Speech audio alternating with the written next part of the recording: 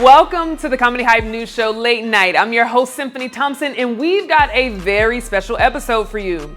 Today, we're reacting to the trailers for the new Good Times animated series, the new Bad Boys 4 trailer, and why some people still don't think Will Smith is ready to be working in Hollywood. Of course, we have to talk about the biggest news story of the week, the raids of the home of Sean Diddy Combs. Now, a lot of people are saying that Katt Williams tried to tell us, so let's take this one to the desk.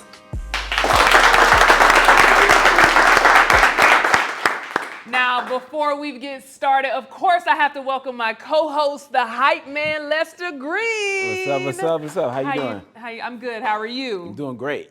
Well, you look great too. I appreciate it. You look great as well. I appreciate it. We have a very special guest chiming in for today's Hot Topics. Now, she's currently the new host of Totally Funny Kids, which premiered on the CW last month. She just made an appearance on the revamped Comic View on BET.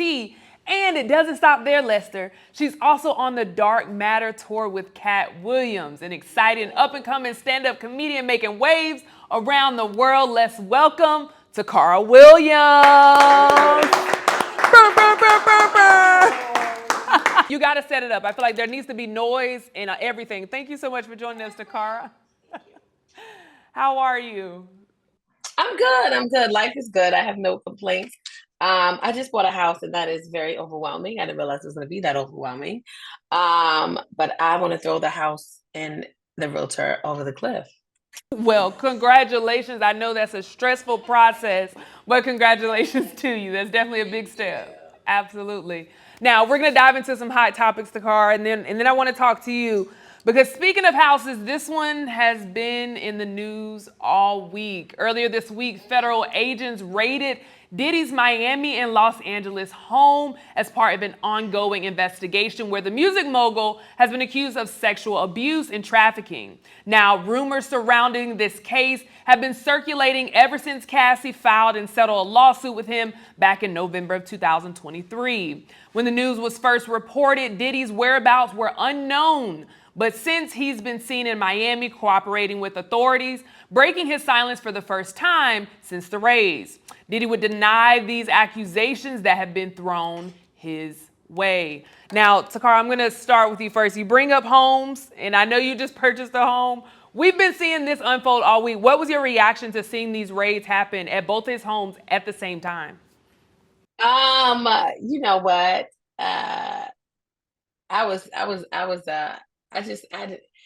I looked on the internet because sometimes the internet is so overwhelming. And I saw it. First, I didn't see his home. I saw his sons being arrested. And I said, well, God dang, what's been running the family? What they do? And then they said they were arrested at his house and they raided his homes. And I was like, oh, is this about to be, the next 6 months about to be crazy. I'm gonna have to get off social media because I don't want to hear about it. But, you do bad things, everybody, karma comes back to everybody. And I'm not saying that he's guilty or he's not. I'm saying they arrested your son. Like, God damn. Did you leave the house that morning and know they was coming? Like, did you not warn the kids? Like, did you? Because I feel like somebody tipped him off and was like, hey, you know what I'm saying? They gonna come to the house today, and he just packed up his little spending the night bag, his little weekend bag, and just left the kids there. And damn, the kids. That's the part that got me, was the kids. Yeah, no, I agree. Definitely when I saw his sons, that's when it hit home for me. Lester, let me bring you in. What are your thoughts when you saw this raid happen at two homes at the same time? I was just thinking about the 90s. Remember when OJ was on the run with the white Bronco and they was on every television screen? That's how it felt. Yeah. I was watching the screen. I said, wow, is this really happening? And I know the feds don't come knocking unless they got something on you. Yeah. So it doesn't look good for him. And I was surprised to see that the kids got arrested as well, right? Yeah. That they had the kids they were in detained, handcuffs. Yeah. Because I'm trying to figure out, did they have something to do with it, or did they know what was going on? Because I know that there's still young adults, they're in their 20s. I think Justin just turned 30. He's going on 31. Yeah. But 30. Yeah, Justin's 30. He's going on 31 in December. But I'm old. Oh my God. I feel like they're old enough to know right from wrong. So if they had something to do with it, then I don't know if I feel sorry for them. Yeah. Yeah, and a lot of people that don't really know, I know from what I did see, you know, they were being detained in order for them to be able to raid the house and make sure nothing happens, which that's typical protocol. But I think as this continues to unfold, yeah, I do feel bad. I do feel bad for the kids, especially the girls. There's just a lot of people that's going to be catching some stray bullets from this. Like you said, it doesn't look good. Now, a lot of people are reacting on social media. Takara, you mentioned you want to stay off social media, but people are reacting to it. And one of the things that people are saying is like, Katt Williams predicted the Diddy's downfall. We know once Katt Williams did that explosive interview on Club Shay Shay, everybody was like, this year just hasn't been the same since. So Takara, let me come to you and get your thoughts. What do you think when you hear that Katt Williams predicted Diddy's downfall? What do you think? I think that when you have been in this industry for a certain amount of time and you see enough stuff, you can kind of have an easy prediction of what's going to happen because things tend to repeat themselves. I mean, we're looking at the Me Too movement. All those guys thought they were going to get away with it. Here we are 23 30 years later, bam, it's happening. We're talking about we got the Me Too movement. We got, even if I have to say, the situation with Bill Cosby, like it plays over and over again. And time again, it shows that in this exact time frame, it's always 20, 30 years later. Yeah. That it comes up. So, I'm not shocked that Katt predicted it. I'm just more nervous about the other stuff he predicted. And if that stuff gonna come true. I know. Look, a lot of people are breaking it down. But let me ask you this, card, because we've seen Katt Williams kind of post some things on his Instagram story regarding this. Does he talk about it on tour? Has he said anything to you or anybody on tour about what's happening and kind of just seeing like, hey, I said it, like I said it and it's happening? I haven't heard any. I haven't heard him say anything on stage about it. He definitely didn't say anything to me personally about it. I don't know what's going to happen this weekend because now the raids are happening. So he might mention it a time or two on stage. I'm not 100% sure, but but it's just not for Diddy. It's for all of us. This happens to all of us. We all want to be mindful of how we treat people, and that money doesn't make you God, and that karma comes back around. And now he gonna be hitting can't stop, won't stop. You have to now. Yeah, and I think the question that kind of stands there, right? And I'll bring this to you, Lester. Can Diddy recover? Like, is this recoverable? Can he bounce back from this? We've seen him give up all his shares to Revolt, and now it's just like there was a raid that happened that seemed out of the blue to everybody. What do you think? Do you think he can recover? Well, I know Tyrese just recently commented on it, and he was talking about how you can't erase what he's done for the culture from a music standpoint. He's still a legend, and Tyrese said that he stands by him. So I'm pretty sure that others are going to take that stance too. I know Stevie J recently said in his story that no weapon formed against us shall prosper. Yeah. And he was talking about how he stands by Diddy. So I think he'll be able to recover from it. But I did want to ask Takara a quick question, just in regards to working with Katt Williams, right? Do you ever worry that sometimes people will look at you and deem you guilty by association? So you know how Katt Williams is all over the news and everything, and everybody's saying, oh man, I don't know if I want to get too close to that. I don't know if I want to touch that hot stove right now. Do you ever worry that your career or your opportunities might be affected because of your stance working with Katt Williams? First of all, I'm not on the line. Diddy is. No, I'm kidding. No. First, I want to say I don't think Diddy can recover from this simply because, yes, there are people who are standing by his side. Yes, there are people who are saying we're going to be loyal to Diddy, but the quality of those people we have to question. Stevie J does not have the best reputation, neither does Tyrese. So we want to be mindful of, people who are like you, stick by you. Then, as far as me with Katt Williams, no, I'm not afraid that people would feel a way toward me because Katt has so many eyes on him right now. I don't necessarily know if the negative eyes outweigh the positive eyes, but I'm also a complete individual, and I make that very clear on the tour when I'm performing. I make that very clear when I'm not performing. I still have so many other things going on outside of this Katt Williams tour, but I do love the tour. I'm having a blast on this tour. Monique is on the tour too now, and we having a time. But in reference to Katt and me getting strays. I think I have gotten some strays in regards to Katt, but it's come from comedians who I were made aware have felt a way toward me for working with Katt, given that they may or may not have had an experience. But I don't judge people's experiences. I can't judge. That's like with Symphony. If somebody had a bad experience with Symphony, and they came to me and was like, I don't mess with Symphony. I had a bad experience with Symphony, and Symphony she's bad and she steals and blah, blah, blah, blah, blah. When I meet Symphony, I'm not going to treat you based on what somebody else told me, because I don't know what that person did to you to cause you to do those things to them. So I treat people the way I want to be treated, and I would give you the benefit of the doubt, because the way your interaction with me may not be the same as your interaction with somebody else.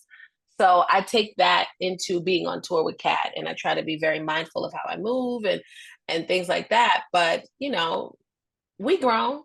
Yeah. No, and I think that's great perspective too. I think a lot of people should handle relationships like that. Let's go in with your own thoughts and not what somebody else told you. And your own experiences. You have to have your own experiences with people. I could. There's an ex-boyfriend. There's one of your exes out there right now are telling somebody that you was the worst woman they ever had in your life. Like, that's the worst woman I ever had in my life. Symphony did this, and she hurt me, and she lied. And then there's a man looking at you like, I love you down and will go to the end of the earth for you. Everybody has a different experience. Absolutely. Now, let me ask you something. How do you handle, because you mentioned, there are some comedians that probably, have thrown strays your way because they may feel like, I don't know, maybe they feel overlooked or whatever the case is. How do you handle those when you're, I guess, experiencing that, like experiencing those strays that are coming from working with Katt? How do you handle it? How do you manage? I don't take it personal. That's something that I learned a long time ago in life, is that everyone has an opportunity. Everybody can feel whatever way they feel. That's their feeling. That doesn't belong to me. And that's a choice. Taking in somebody else's feeling on how they feel about you or a situation, you have to choose to do that. And I choose not to. So if you make a conscious choice and say, I don't like Takara because Takara works with Katt and I don't like Katt, that has nothing to do with me. That is completely 100% you. You got to think about that. You got to sit with that. You got to run around and tell people, I don't like her because she worked with Katt, and me and Katt. Baby, I'm headed to the bank. I ain't got time to deal with that.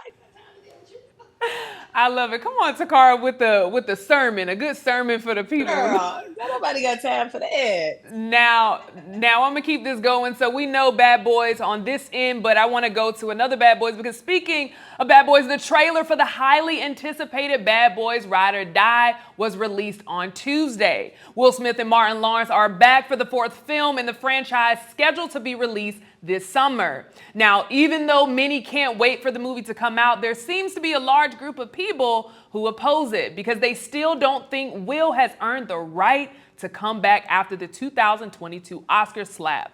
Let's take a look at this clip. Come on, Mike, slow down. We are late. My stomach, Mike. I need a ginger ale. Get a ginger ale and nothing else. Are those dogs fresh? Put them in yesterday. Open the register. Stay right there. Is that Skittles on the counter, Marcus? This ain't mine, Mike. Yeah. Marcus, get in the car. He has a gun to my head. Want to deal with him? You want to deal with me? Now, before we get into what the people are saying, Takara, I'm coming to you first. Just watching the trailer, what's your reaction to it? I mean, listen, they got the father. Will Smith is there. Then the guy that plays his son, they just fine. That man just keep getting finer and finer. And I know he smacked Chris. I get it. But, we talk about Diddy, don't take away his career. Just don't take away Will's career. Like, Will is impeccable. He had a moment. And to me, if the Black community forget, like, when I think of Will Smith right now, I kind of think of like very similar to like Chris Brown. Like, let Chris Brown grow already. Like, let that man go. Y'all still holding on to this shit with Rihanna. Rihanna she got her husband. Not her husband. She got her kids. She got her man. She not worried about this. Y'all need to stop worried about this. You gotta let the people who have had the experience with that person advocate for themselves. We can't keep advocating for everybody. Like, let these people figure it out. So when it comes to Will Smith, let that man alone. That man has been perfect dang near his entire career. He had one slip up. Bad Boys 2 is coming out. I mean, Bad Boys, I don't even know what number it is. The sequel, whatever. 4. Quattro is coming out. I'm over it. I was over it the night he slapped them. I was like, Yeah. oh, Will had a mental moment. Okay. I have them every day. I drive to Walmart and scream in the parking lot in my car. Like I have it all the time. His is just public. So I say leave that man alone. He's still fine. Will, if you're watching, I don't know what kind of relationship y'all got going on, but hey. Not you want an entanglement with Will. Lester, let me bring you in. After seeing the trailer, what's your reaction to it? It looks great, and I'm a huge Will Smith fan. So I got to ask Takara. I got to push back on this because Puff Daddy gets ridiculed and ostracized, but Will Smith gets a pass because he's fine. He looks good. To me, what Will Smith did to Chris Rock was totally unacceptable, right? But at the same time, I think that Will Smith should be given a second chance simply because of what he's done, his legacy. He's done so much for the culture. He got Joyner Lucas in this new Bad Boys movie. I don't know if you're familiar with Joyner Lucas, the rapper, but they're working on music together. So Will Smith gets a pass, but Diddy is like, I don't know about Diddy. I'm just curious. Yes, Diddy is I don't know. Diddy is being charged with sexual crimes, sex. A man slapping another man, no, that's not okay, but he ain't stick his penis in him. Like Diddy is being charged with sexual misconduct, rape, sex trafficking, underage women, underage men. Like it's just that's not even on the same scale. Like it's just a grown man having an emotional breakdown and slapping another grown man. No, that's not okay by any means, but it's definitely not on the scale of 20 plus years of someone being accused, if you read the paperwork, of trafficking young women, of forcing people into sex, of, like Diddy's and again, this is all alleged, but he paid that settlement. It's just so big. His catalog of what he's being charged of is so big, and it has to do with rape and sexual assault. That's completely different from a slap. To me. Yeah, I just wanted to push back and just say that, well, Will Smith, we don't really know everything that happened behind closed doors because they were saying Will Smith was having sexual relations with different people. So we don't really know the full story of that. So it's not like Will Smith is completely flawless, right? Everybody makes mistakes. Nobody's perfect. So that's how I'm looking at it. Puff Daddy's not perfect. Will Smith is not perfect. Nobody's perfect. That's all I was trying to say. Right. And I'm sorry to cut you off. It doesn't have to do with anybody being perfect. Will Smith having sex with other women, he's never been accused of having sex with other women without consent. Like if Will Smith cheated on his wife or they had an open marriage and they were sleeping with different people inside their marriage, I mean, that's granted. Now we got to throw Jada under the scope. You know what I'm saying? Now Jada got a whole entanglement, wrote a book, had a red table talk. Are we going to throw Jada? No, that's their marriage. We just get an insight of their personal marriage. There are a lot of couples who deal with infidelities inside of relationships. Will Smith was just smart enough to have those women sign non-disclosures, but we get an insight of their marriage. With Diddy, we're not talking about a marriage. We just happen to see inside of somebody's personal marriage. The bounds of their marriage is between the two of them. We just see it and make comments and have an opinion. Diddy is publicly displayed, like it's charges with rape. Like, I don't know if that makes sense to you. It's not the same. There's no way it can be the same. And I'm not saying that Will Smith is innocent. I'm saying that the charges, like Will Smith don't even have charges. We talking charges. We talking crime. We talking federal, like with Diddy. And you're bringing up, well, Will Smith slept with other women during his marriage. That ain't got nothing to do with us. Diddy messing around with underage women who could possibly be your daughter, your sister. That has to do with us. That has to do with the general public. Yeah, and I think, and I'll chime in here just to move us along a little bit too. I do agree that I think it's just harder to bounce. It's going to be more difficult to bounce back when you're involved in like sexual misconduct. Like you said, obviously this is just allegations right now. Nothing has been, proven just as of yet. But it is harder to bounce back from something that's like a sexual allegation, especially when you're dealing with underage people and just different layers to that as opposed to the slap. Now, obviously slapping somebody on the Oscars is crazy, and, it is a moment that we'll never forget. But I do think That's not as difficult to bounce back from. Being that both of them has kind of like talked about it, just in general, when you're dealing with something of that nature, it's more difficult. I mean, it's like if I kill somebody versus me slapping somebody, that's two different crimes. No, I agree with that, but can we just talk about Kevin Hart for a moment? Okay. Right? Didn't Kevin Hart cheat on? But we're his talking wife? about cheating and then taking but what something I'm that's saying not is, yours. No, but what I'm saying is when that happened, people were like, oh, Kevin Hart, oh, he was supposed to be this perfect, squeaky clean guy. Oh, I don't know if he's going to be able to bounce back from it. He bounced back from it. Kobe Bryant. Remember, Kobe Bryant was charged for sexual assault against a woman. And people were like, oh, his career is over. He's never going to play basketball again. And he bounced back from it. Right, I'm just saying that. But are you talking about, so if you were to ask me at that time if I felt like Kevin Hart, is there a possibility for Kevin Hart to bounce back? Yeah. I would say yes. Right. Because that's a relationship. But again, we're talking about somebody that has a sexual misconduct, sexual allegations. Kobe Bryant. That is different. But what about Kobe Bryant, though? People said that he wasn't going to Because bounce. he beat that case. He beat that case. He beat the case and he bounced back. He became even more popular. So at the time, Almost to the point where people don't even talk about that anymore. but at the time of Kobe Bryant, when he was going through it, if you ask somebody like, "Do you think he's gonna bounce back?" Some people would I probably said that he would. I knew he was going to bounce back. But again, we're talking about sexual allegations. So at the time, right now, nothing is proven. So we're asking a question before something is proven. As of right now, it's gonna be difficult for Diddy to bounce back. Now, if Diddy does, the charges are dropped, or if nothing's proven, I still think it's going to be difficult because the time that has, just how much has happened for Diddy over time. When we're talking about Kobe Bryant, we're talking about a situation, but when we're talking about Diddy, we're talking about, you have Cassie that's had a settlement. They settle with money, right? So now you have all these other women that are like coming out. So it's just a bigger case and it's going to be more difficult. The facts are the facts. How you feel personally about somebody being perfect, that's one thing. But when we're looking at a long line of women and men accusing him of doing these things, it's gonna be difficult. Whether emotionally you feel like he deserves another chance, it's gonna be more difficult. His PR team is looking like, I don't know how we're gonna get out of this one, but we're gonna work. We're gonna work to do it. The rates went up, girl. That PR team, the rates went up. Do you hear me? Yeah, so anything is possible. I think, especially when we're talking about Hollywood, anything Exactly. is That's all I was trying to say. possible. Yeah. But do I think it's gonna be difficult for Diddy? Of course. We can't deny. He's Yeah. gonna have to fight arm, tooth, nail, toes, and everything to push through on this one. Yeah. But I mean, like we said, these are all allegations. We don't know, what's happened. But let's talk about, because you do bring up a great point.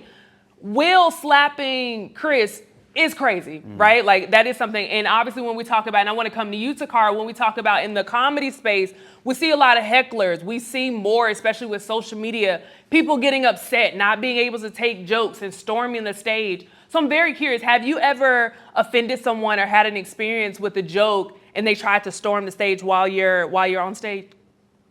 They thought about it. I saw it in her eyes. I saw it in that white lady eyes, and she thought about it. I said, "Ma'am, you come up here, I'm gonna beat your ass. The second the security all the way over there, I don't even think security in this room. If you come on this," and it was because I do a joke about my daughter. I have an 18-year-old daughter. I love her. I love her to death. She is my best friend in the world. She broke, but she's still my best friend. You know what I'm saying? She never got no money. But there was a time and point in our relationship that I could not stand her. There was a time and point when probably between 16 to 18, and now she's closer to 19 and she's in college and now she's getting life. So now we have a better relationship because she gets it. But that 16 to 18 girl, I couldn't stand her raggedy, broke. I couldn't stand her. And I talk about that on stage. And somebody got offended. And she was like, "That's your child. How dare you say that about her? I'm a mother too. I have kids." And I'm like, "Well, how old are your kids?" "My daughter, she's 5. I said, "Miss, shut up and sit down. Because you just got here as a parent. You don't know nothing yet. You don't know what it is for your kid to talk back to you. And all you asked her to do is wash the dishes. You don't know." And she was like, "I ought to come up there." I said, "You can. You can. You can do whatever you want to do. But I'm gonna do whatever I want to do." If you come out here. Takara, No, go ahead. Finish that, because I have a question. Yeah. The state of comedy is so sensitive now that so many comedians are just afraid to be themselves on stage. But, when I do say something and sometimes I get DMs of people saying they're offended about stuff and things like that. And I always just have to remind people, that ain't got nothing to do with me, honey. Like I said before, a lot of things that we take in life is a choice. I understand that you're offended, but it's a joke, and it's just a joke, and it's a lot of times my jokes are just my experience. You can't be offended by my experience in life. You can be upset about your experience, and that's something you got to take up with yourself. You need therapy. Maybe you need to go take a walk in the park. But me sharing my experiences in life shouldn't offend you to the point where you need to tell me about it. And if it does, then that's work you got to do on yourself. That ain't got nothing to do with me. Yeah. Let me ask you this, Katt. Do you think this is like, or maybe you can kind of educate us, has this always been a thing of like people storming the stage with comedians, or do you think we're starting to see it a lot? Obviously, it's definitely happened before, but do you think that has grown over time, or we're just being able to see it because of social media? I think that of course, like you said, it has definitely happened before, but I think it's becoming more common because people are more offended at everything. There's somebody else out there right now that's offended at your hair. You know, there's somebody right now that's offended at anything that we do. Somebody is offended because everybody has a voice now. And I'm not saying that you're having a voice is bad. I'm saying you have to make a very tight decision on what you choose to do with your voice. And a lot of times people don't think about stuff. They just go. So now that we have social media and all this new stuff happening, everybody's offended. I called somebody a he the other day. It was a bartender at the bar, and I said, "Thank you, sir." And he said, "I'm not a sir." No, he said, I'm not a sir." And I was like, "Oh, I'm sorry. I'm sorry. Do I look like a sir?" And I was like, "A little bit, but I mean, if you're not, I apologize." And I felt wild apologizing for saying the wrong pronoun to you, but you look like what I called you. But if you're not, then you tell me what you want me to call you. And that's why sometimes I appreciate those name tags that say a person's pronoun on them. But it's just, to me, it's a little too much. That's just my personal opinion. But and that person was offended and they were upset with me and refused to serve me a drink and got somebody else to serve me a drink because they were so angry that I called him a him. And he was just like, "I identify as a woman." And I said, "Well, I didn't know that. So I apologize." Yeah. I hate saying sorry when I'm not sorry, girl, but I did. It just don't feel good in my heart, but I apologize. And again, that's just going back to you saying that everybody's just overly sensitive. If I'm walking through the street and a guy says, excuse me, ma'am," I'm gonna be like, "I'm not a ma'am.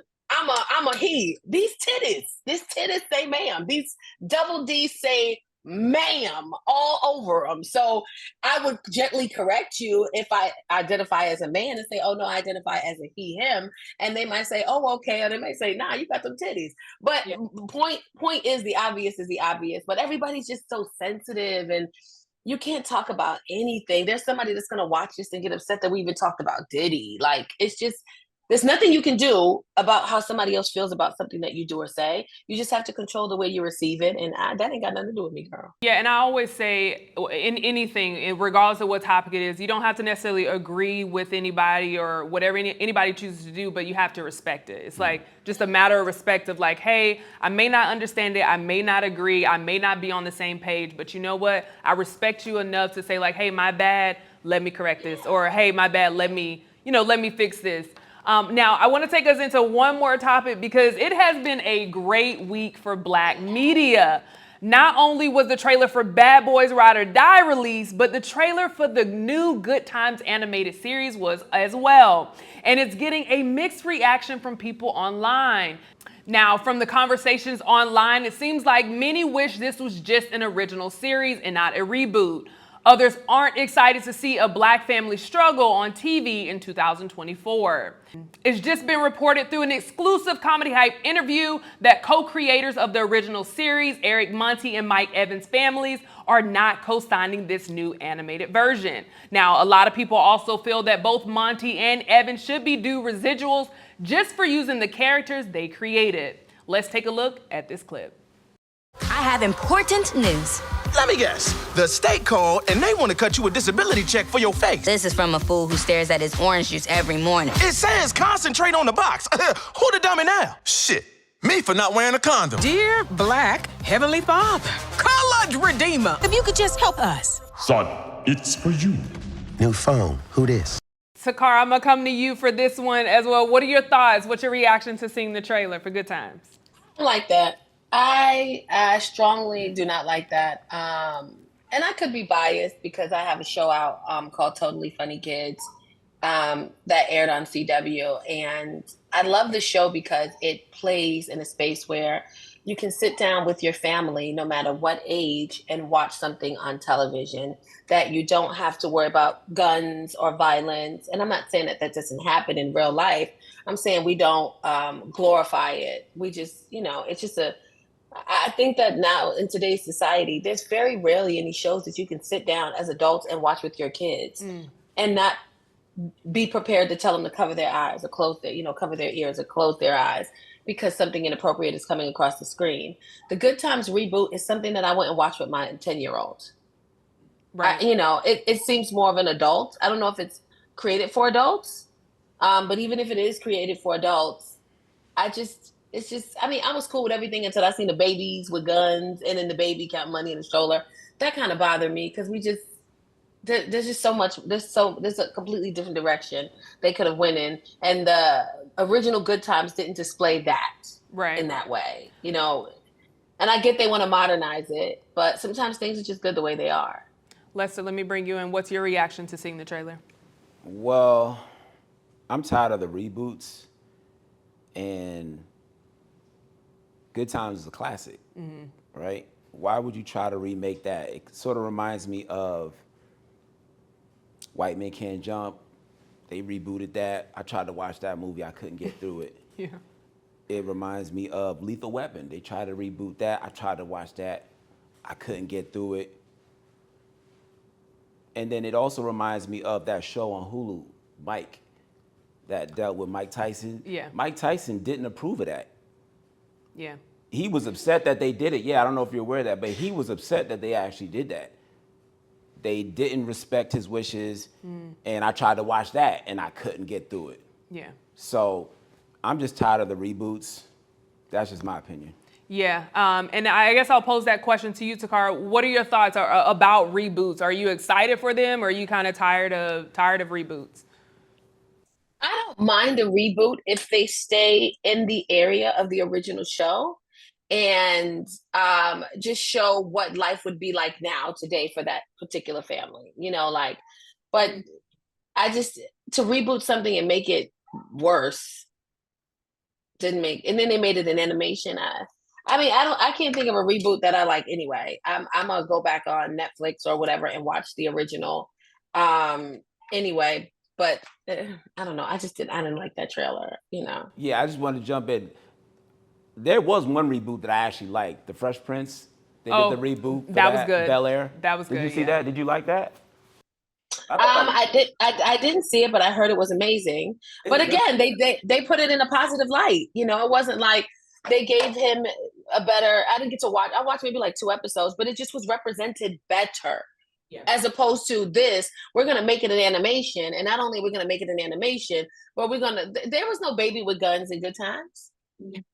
Yeah, and I think honestly for me, especially the exclusive interview that we were able to get from the co-creators' families, knowing that they weren't a part of this, that's when it starts to bother me because when you're talking about, especially us, right? When we talk about uplifting us, when you want to reboot something, especially when it deals with one of us that co-created the show, and you don't bring them in, they're not receiving any residuals. We know that's a big conversation when you take something from that was on television, you put it on these streaming apps. So that for me is what bothered me the most because it's obviously the representation of what the show represents because that's not Good Times, but also to knowing that the co-creators' families don't agree with it, and then also they aren't receiving anything from it. So for me, that's what bothers me as well.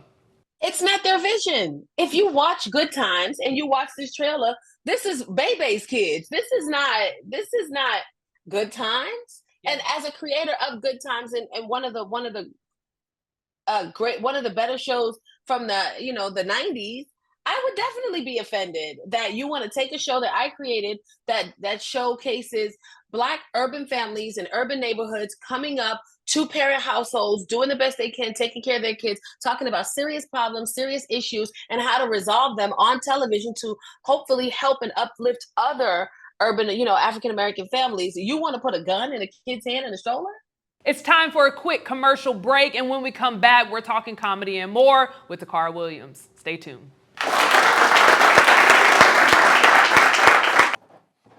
Oh, you feeling my shirt? Well, I'll tell you where I got it from, but it's a bit of a secret. Nah, it's the Hype Market, thehypemarket.com. This is where I get all my exclusive pieces from Black-owned to cool-owned brands. Every brand has a story, and you get a chance to figure out who and what you're spending your money on. I mean, they even have spaces for you to use. Come here. They even have tickets for events and exclusive joints just like this. Oh, now if you excuse me, they just dropped some new art, and I think it's time for me to add to my collection.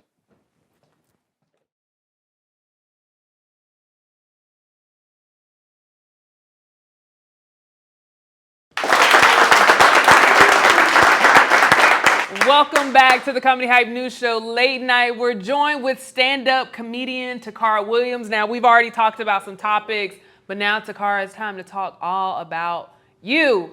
Now, I'm going to ask you a question. This is for the people, because I'm curious, because I know how we are sometimes. We see people with the same last name, and one of the first things people ask is like, are you related? So for the people that are just curious, is there any relation to you and Mr. Katt Williams? No, there's no relation other than just being two Black people. I mean, there could be. There might. I don't know. But as far as we know, no, there's no relation. But he's still like my brother, uncle, cousin, though. Absolutely. Now you're on tour with him. Let's talk a little bit about that. How did you find out that you would be touring with Katt Williams? Was it a call, or exactly what was that process like? You finding out you're going to be touring with Katt Williams? My agent called me and she said, "Hey, there's a slot open on the Katt Williams tour that I think you would be perfect for." And at first I was like, "Oh, I don't know," because I've never toured with a major headliner that was a male. I've always toured with females because there's this huge, women have had bad experiences on tour with men. And I just never wanted to find myself in that space where I felt like I was uncomfortable on the tour. And this being my first one, I was a little skeptical. And then my agent told me, "Well, no, it's not just you and Katt. It's a bunch of people. It's and just for the record, this isn't just in reference to Katt. This just is a reference to male comedians across the board. I've always been really skeptical because women have come back with some horror stories, and I'm just like, I don't want to be that." And then my agent said, "No, there's Zoom-Man Miller on the show. We got Little Mo, a recording artist. She performs, and she does an amazing job. We got Miss Pretty Ricky on the show. We got Mark Curry on the show. We got Tommy Davidson on the show. We got Monique is on the show. We got Katt Williams on the show. Like it's a family, And when she called me and told me about it, I told her I wasn't sure. And when she explained to me the dynamics of the show, I was like, that might be fun. So I said, yes, I would do it. And I'm so happy I did. I started touring with him in August of 2023. And it was one of the best decisions I've made for my career. Because even though I tour by myself, you have to humble yourself when you tour with big names because, I can sell out 200-300 people, but we talking, 6, 7, 8, 9,000, a night in an arena. And I said, this is one of those moments where you humble yourself and you're grateful. And, I want to perform in front of those big audiences because a lot of those people don't even know who I am. And now they do.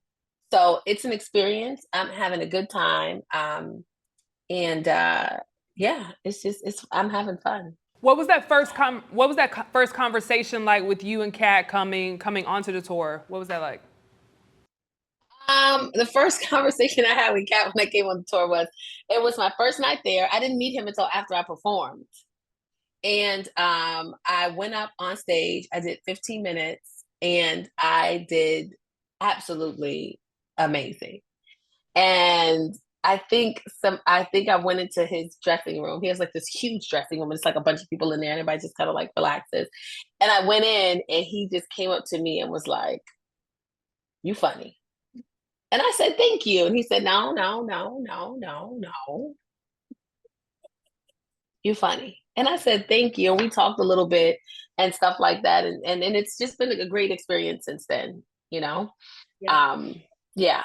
Now you also mentioned a crazy lineup, like a lot of other people that are on this tour as well. You know, when you look over your time so far, what tour members have you had, you know, whether it's the most fun with or that you've learned the most from? Because I can only imagine, like you said, coming on a tour with this many people, there's so many things to take away from it. What has been the most that you've learned or the most fun that you've had? Oh, the most that I've learned was that I can handle a crowd that size, which is really hard to do to some people because it's so many people. I mean, it's so humbling sometimes to just look up and you're looking at 7,000, 8,000 people. And then even though they ain't come to see you, they're gonna leave glad they did, you know? I learned just everybody has a different process before they get on stage. You know, I learned that Katt Williams' audience is so diverse. I mean, like, you would expect it to just be black, but it's black, it's white. You got Asians, you got Indians, you just got you look at the audience and it's just like a Crayola color box. Like, it's just so many different faces and colors. So I learned that I love to learn that my material is diverse enough to affect all genres of people, which is amazing. And then I fell in love with the behind the scenes because so much goes on behind the stage that people aren't aware of. Like Katt has a whole catering team. Shout out to Miss Kathy, Lexi, and Gerard. And they come and they cook every night, different food. Every night there's 10, 15 pans of food. And so much goes into that. And the security backstage and there's so many relationships that have been created from this tour that I will hold dear to me for the rest of my life. And you know, I don't have anything negative to say about the tour. I haven't had any negative experience. Only just I'm grateful that he was okay with me doing it. I'm glad that he chose me to be a part of it. And you know, I'm walking away. You know, the tour ends in May. I'm not sure if we'll start back up or when it will start back up, but I'm just super grateful and humbled that I got this opportunity because this is like an opportunity of a lifetime. Absolutely. And then, you know, it's gonna be my turn soon. Come on now. No, it's setting you up for what's to come for you. That's all it is. You're able to learn from all these different people, able to see the ins and out of it. That way, when it's your go, we definitely look forward to bringing you back and having that conversation too of like, what is it like to headline your tour? So I definitely look forward to that. Now, I do want to ask because obviously, and we kind of hit on it earlier, Katt has been in the news, in the headlines everywhere. Leslie, you know, we've talked about it here a couple of times. And one person that has spoke on Katt would be Mike Epps. Now, he suggested that he is a little fearful for Katt because of a lot of comedians that he dissed. You know, they have money, power, and all the things to retaliate. What are your thoughts there? Like, are you any fear from you being on the tour, or fear for him being on the tour of kind of what we're seeing happen in the headlines? While you're out here on the road. No, I don't have any fear for myself. I definitely don't have any fear for him. Because a lot of those things that you named, money and power, he has as well. And maybe even more of, to be honest with you. And, you know, I mean, you got to think about it. Like when people talk about Katt financially, you got to think about it. This man is selling out arenas of 6, 7, 8,000 people. Let's just say each ticket is $50. If you times that, it's insane. It's insane. So it's insane. Like, so to think that this man is not financially in an amazing space is crazy. And to think that he doesn't have a level of power when he broke the internet in like a day, which goes to show what type of power he has. I think that he is very strategic. Yeah. I think he plays chess and not checkers. I think he's very, very smart. And I think he knows what he's doing. Yeah. This man, he's not young. He's not, he's not stupid. He knows what he's doing. He knows what he's doing. You could clearly tell from that interview. And, a lot of these questions are just coming because I know people are going to be curious, but you could clearly tell from that interview. Even you go back and watch and it's like, Katt knows exactly what he's doing. Like he's not new to this and he's not afraid to. I think that's why his crowd is so diverse, because he is fearless. He's going to speak his truth, whether people agree with it or not. He's not trying to, side with anybody. It's just about standing in his truth. And he talks about that a lot. So, I definitely agree with you there. It's refreshing to hear somebody say what they actually feel, what they actually think, and not be afraid. So many people in this industry are so afraid to just speak their truth or talk about what their experience is. And granted, me and you can go through the exact same experience. I mean, me and you can go through the exact same situation. Our experiences from it are going to be different. But it's refreshing to hear somebody say, I'm not scared of, the big running machine, whatever it is. They said entertainment is the something machine. He's not afraid of it. It's refreshing to see. And it also lets comedians know and people know that, hey, you can still be you and people will still love you for simply being you.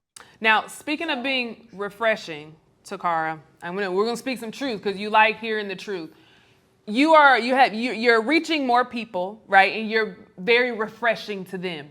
I go on your Instagram and I see how beautiful you are. Obviously, I see you here. Very beautiful. And people in the comments, and sometimes comedians in the comments, I have to ask, do you have like any dating restrictions or rules when it comes to dating other comedians? Like, how do you manage and handle that? Because you are a beautiful woman that's funny, talented, all these things. Like, you're refreshing. Refreshing, Takara, you're refreshing. Because some of these comedians, girl, they fine as hell. Some of these comedians fine as hell. I used to have this, because I was married to a comedian years ago. And I used to have this, I don't want to date another comedian. I don't want to be, and he wasn't a comedian when I met him. He just started doing comedy after. But I was just like, I don't want to date another comedian. I don't want to be in a relationship with another comedian. But I think as we grow older, those restrictions that we have when we're younger, they seem to dissipate. Like, they go away because now I'm older. Now I'm like, who gonna love me? I used to be really against like interracial dating. I used to be like, I don't want to date an interracial man. But at my age, I'm like, if an interracial man gonna treat me like, if a man of a different race is gonna treat me amazing, and I feel good, and I feel loved, and I feel like I matter, I might not be opposed to it now. So with comedians, I'm just like, we work together. Like, you got to be funny. You can't be coming up in the game. I'm just coming up in the game. I don't want that.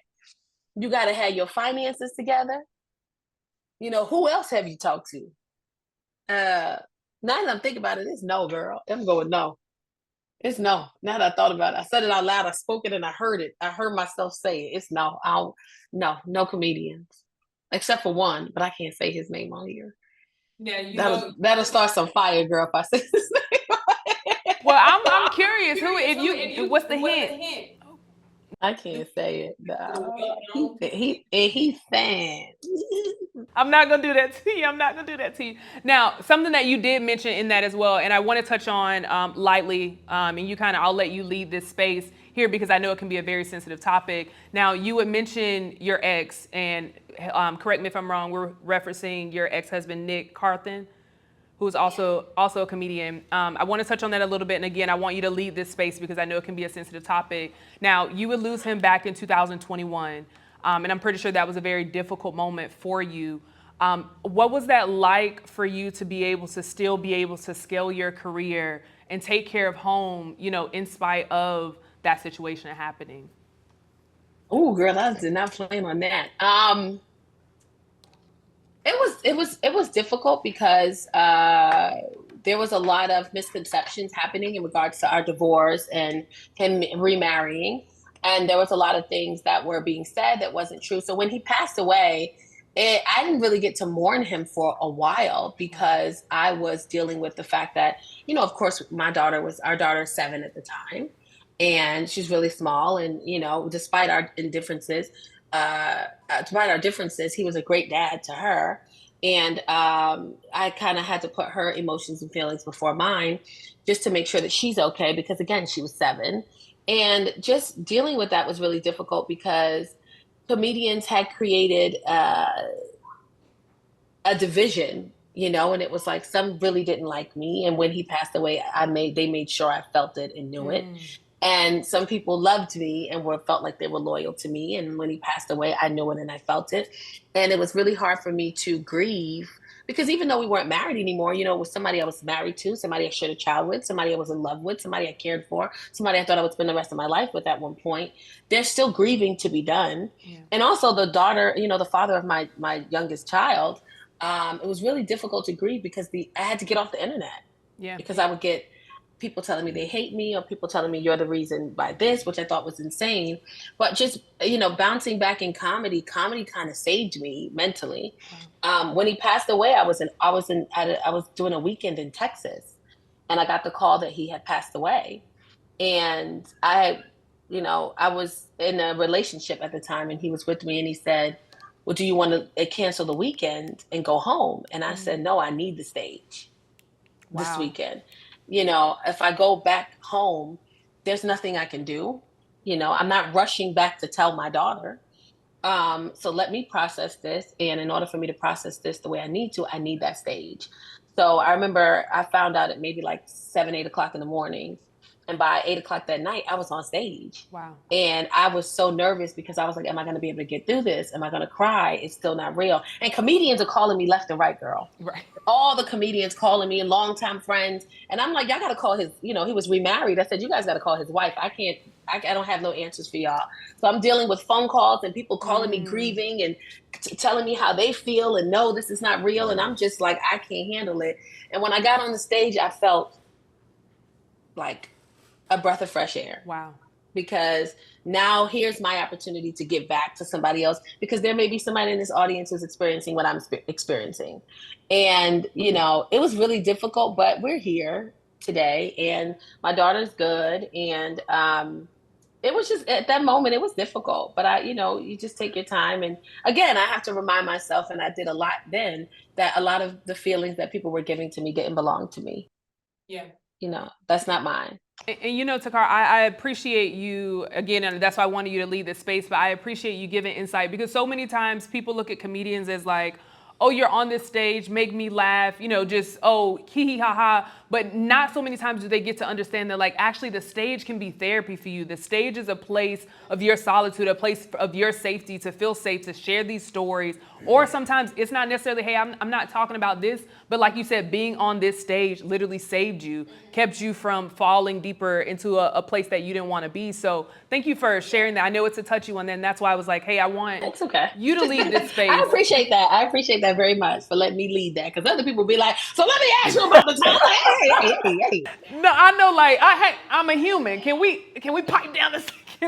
Have you, let me ask this last question. Have you talked about it on stage yet? Because I know, and we've had different comedians on when they say, like, for example, Pierre, he's gone through traumatic things, and typically he says, like, after he's, you know, grieves it or kind of, you know, processed it, he'll take it to the stage. Have you had that experience yet? I haven't. I think maybe the weekend that time when he had actually passed away, and I was on stage. I think when I ended the show, I kind of mentioned, "Hey guys, you know, my ex-husband passed away," and everybody was like, "Oh goodness," and I'm like, "No, don't think about it in a bad way." I just wanted to tell everybody in the audience, thank you, because I needed you just as much as you needed me tonight, and I appreciate you guys for being here. But as far as putting it in my set, no, because it's not funny yet. And I don't know how to make it funny yet, because I still have this 10-year-old girl who looks just like her dad. And, you know, this is something we have to deal with for the rest of her life. So it just isn't funny to me yet. And even if I think about a joke for it, it's just not funny yet to me. So I don't think that's something I would be putting in my set ever. And then there's also, he was a comedian too. So there's a level of respect that I still want to leave for him. That I don't want to step on any, you know, and then I love his parents. I don't want to say it's just such a thin line, you know, his parents are helping me out with my daughter. I just don't want to say anything that may hurt them. And I'm just really mindful when it comes to him and anything I say. So probably not. I probably won't be talking about him at all. Yeah. No, like I said, I appreciate it. And even hearing that and giving people more insight, because not everything belongs on the stage, you know. So some things are just for something that I've experienced, and this is my experience. I don't have to give that to you're not due to give everything just because you are a comedian. So thank you for that, Takara. You are truly a beautiful soul. Before we head out, I think Lester had a question for you. I just had a quick question. Takara, I met you in California last year for Monica Floyd's True Visionaries event. I don't know if you remember that. but Flex Alexander was there, Chris Spencer. Yeah, and I remember seeing your act, and the first thing I said to myself was, wow, she's very funny. You know how sometimes you go to a show, and it's like, he's not that funny, or she's not that funny. But I was immediately brought in, and you talked about your daughter during that specific set. I don't know if you remember that. You remember that, right? And now it just has me thinking, fast forward, why isn't it that we can't get you on Netflix? Because I was just on Netflix looking at some of these shows and some of these acts, and I'm saying to myself, they are not funny. We're working on it. Come on now. You definitely need to be on there, so I just want to say thank you. We working on it. We working on. We got me on CW11 hosting Totally Funny Kids. That is huge. That is nationwide. It's actually, it's in Australia. It's in Canada. It's overseas. So that's an amazing show. We shot 30 episodes in 6 days, which is the most difficult thing I've ever done in my life. There's parts of your body that you don't even know gonna hurt. Like, why does the back of my elbow hurt? Like, why this right here hurts so bad?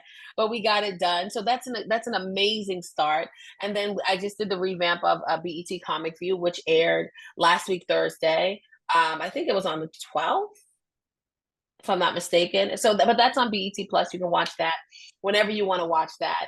Stream it. And that was just such an amazing opportunity because I've been watching BET Comic View. I used to sneak and watch it, because it was so inappropriate, girl. But I was watching it, girl. I didn't even know what they was talking about. But I was like, ooh, somebody getting some head. I didn't even know what that was, girl.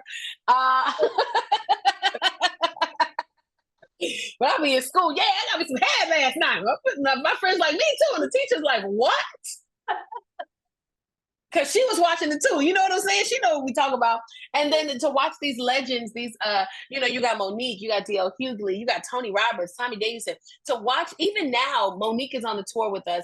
To be on tour with her is so insane to me because I was such a big fan of hers. And to be sharing a stage with her is just insane. To watch Comic View growing up as a child, I don't want to say I was a child, but just watching it, in my teenage years growing up into my adulthood, still watching it and being on stage with Tommy Davidson, who was originally on Comic View, with Tony Roberts, who was originally on Comic View, to share the stage with them is still so mind-blowing to me. And that's why I'm always so humbled. I'm always just like so grateful because it's an experience that, like, who gets to live this life?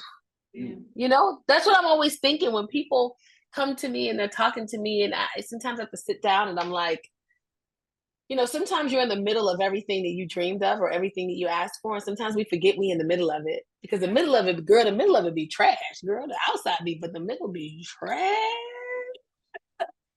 The middle be trash. But in other words, you are killing it. You are doing it. We're so proud of you and so happy for you.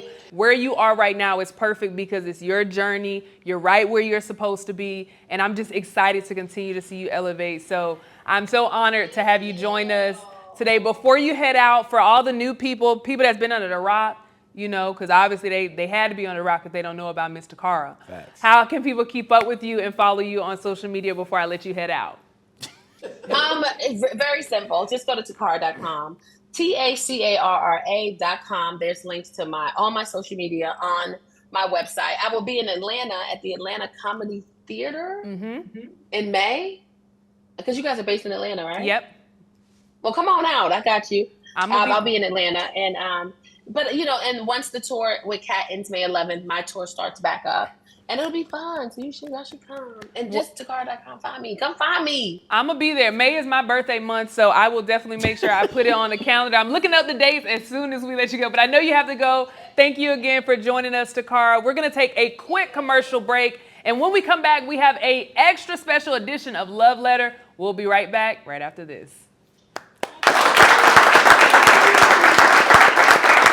What's going on, everybody? It's your boy E. Mays, and I am here with Hype Hunter today, and we are at the Garden Bar at Hype Studios. And I am so happy to have Auntie from the Bookstore Gallery here with me today. And today she's actually brought us something special.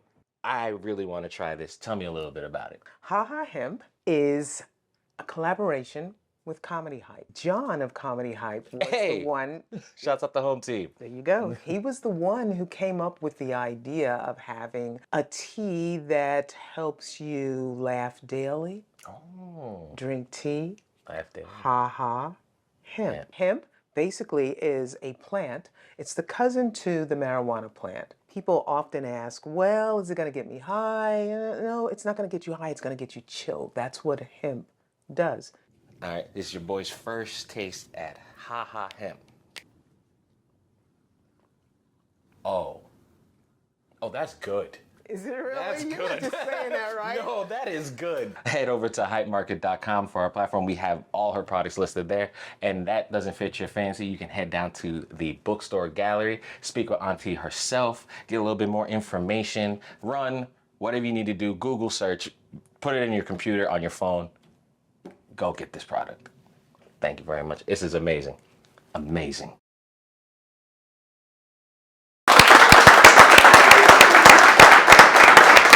Welcome back. Welcome back. We are here, the segment Love Letters with Lester, powered by PenFlow AI. So, Symphony, last time we had Rob Hayes read a love letter to the people who he wanted to watch his special. Which I'll still need to. Oh, you got to check it out. Yeah. If you haven't seen his special, Rob Hayes' special, Frontin', you got to check it out. I actually watched it, and it's funny. The guy's talented. Yeah. Seriously, check it out.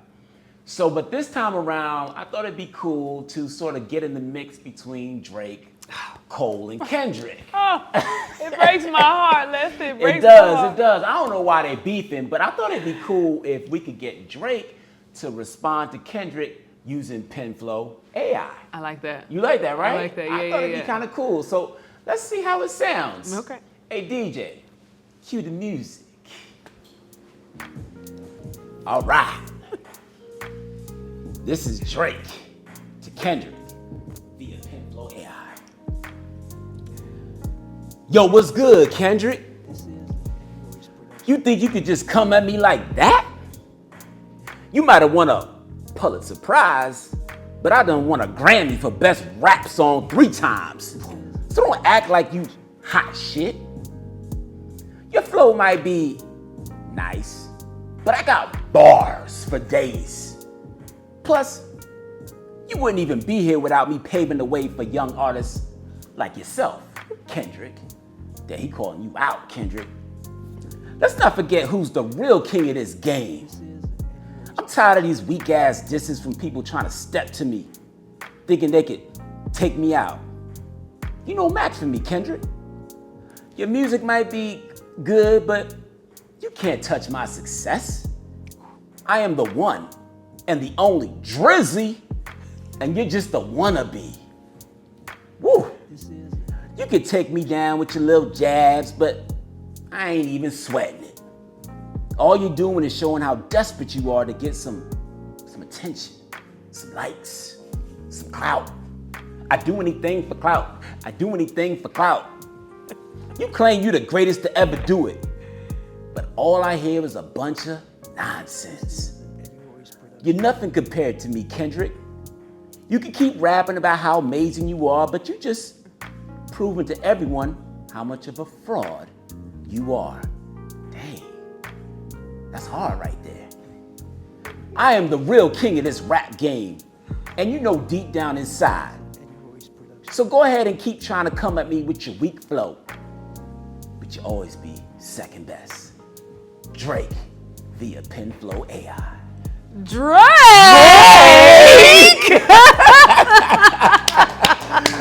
Wow. Drake! Drake! Man, this is, you know what? Yeah. I think you said it like, I didn't want beef, and I understand like this competition in the rap game. I wanted collaboration with too. these guys, man. Like, J. Cole is my favorite, definitely, but I love Kendrick. Obviously, Drake has made his mark. So, man, I just wanted like all them, like, come imagine together. all that just in one song. That would be dope. And my only criticism to Kendrick, and I'm probably gonna get some slack for saying this. Ooh, I'm gonna get some slack, but I gotta say how I feel. Lester. Okay, yeah. He did it on a song with Future. And for me, Future, baby, the way I'm saying Russell with Lil Future And I ain't seen nothing with you. It's just doing it on a song with somebody that's not really present. I was just like, dang, Kendrick, not on a Future song. Like, if you gonna say it, let it just be yours. Don't do it on a Future song. I was like, right, I agree. Regardless, yeah, I hope this is just, you know, what rap does. Yeah. They kind of pretend that, we got beef or whatever, or just, you know, to hype it up. But I do hope they just one song, just the big three. Together. Yeah. That would be dope. Yeah. Called the Big Three. Yeah. That'd be dope. We got to see it. I hope We'll so. see. But that was good. You know, Drake hasn't responded yet. His dad made some little jabs because his daddy don't play about Drake. But hopefully, you know, I don't know. Come together, y'all. We Come together. Come together. You know what I'm saying? Right now. I need some good news. So we're going to take a quick commercial break. And when we come back, it's going to be time for some good news. You're watching the Comedy Hype News Show late night. Hope you enjoyed this week's love letter. Need some help writing your next proposal or verbiage for your business site? PenFlow AI is the solution for you. By adding just a few prompts and clicks, this AI-powered and human-driven app will get you one step closer to completing your project. So head on over to penflowai.com to get your writing needs done today. Stop procrastinating and let's get it done.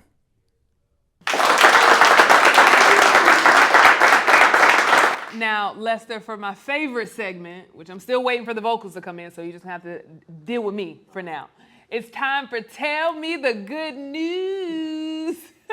Now, this week comes from a video that really pulled my heartstrings. It's of a 27-year-old woman who beats cancer and got a surprise that she never could have expected. Let's take a look.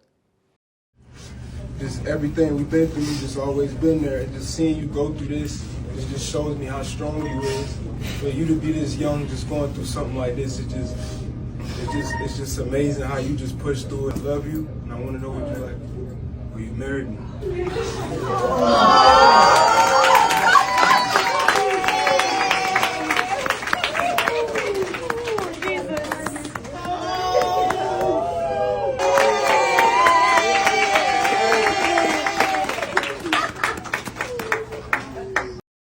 Beautiful, right? That was absolutely beautiful. I mean, I'm a sucker for love, but that is just like overboard for me.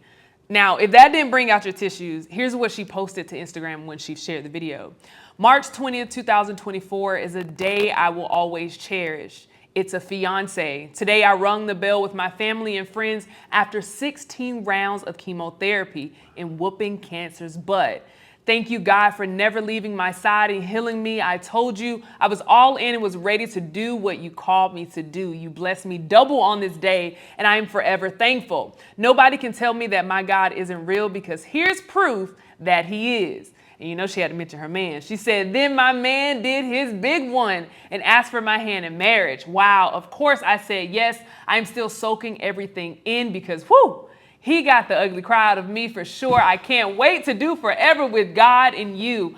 High school sweethearts of 10 years and gave me 10 roses. Baby, you did that. I love you beyond words. Let's do this. Future Mrs. Watkins. Like I said, I'm a sucker for love. I love love. I love seeing people triumph through challenges that life sometimes gives us. So today we salute you, future Mrs. Watkins. And today I want to thank you also for reminding us to always keep love, never lose hope, and know that your faith what works really works. Thank you for joining us, and we'll see you next time right here on the Comedy Hype News Show. I'm your host, Symphony Thompson.